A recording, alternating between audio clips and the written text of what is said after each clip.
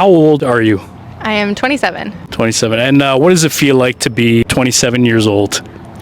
I think I feel too young for some things and also too old for other things, but I'm trying to let go of that pressure and just be here, be 27, allow myself to see the opportunities ahead of me. What advice would you give yourself 5 or 10 years ago?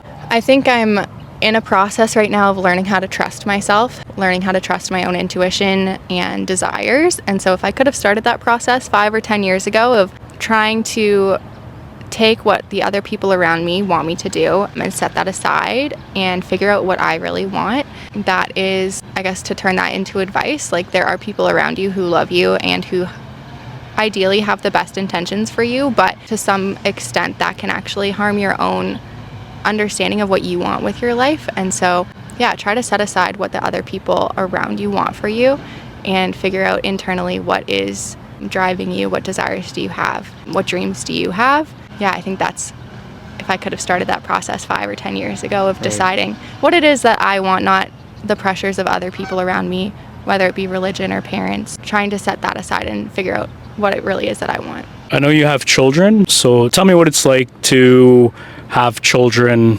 in today's day and age, and some advice you'd give to someone who wants to have children of their own in the future.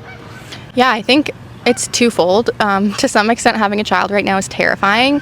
When you look at the state of the world, I think there are so many things to be scared of, but then at the same time, I go about parenting in a way where ideally I'm raising someone who will be strong and have opinions and also like the skills and ability to fight for what she believes in. So yeah, I think I had a child pretty young, and so that comes with a lot of insecurity of I don't know what I'm doing.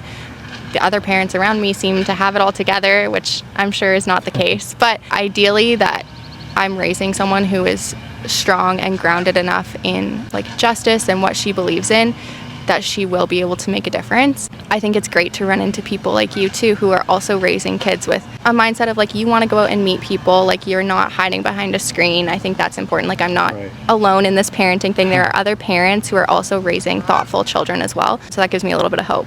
That's awesome. What makes you happy in life?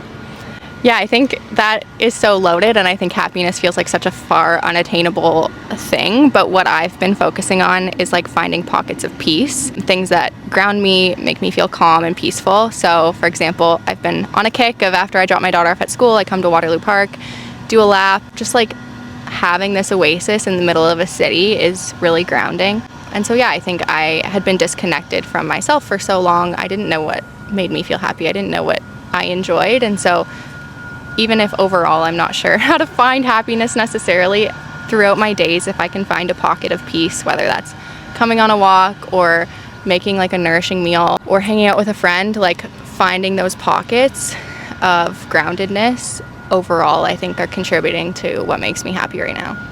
That's awesome.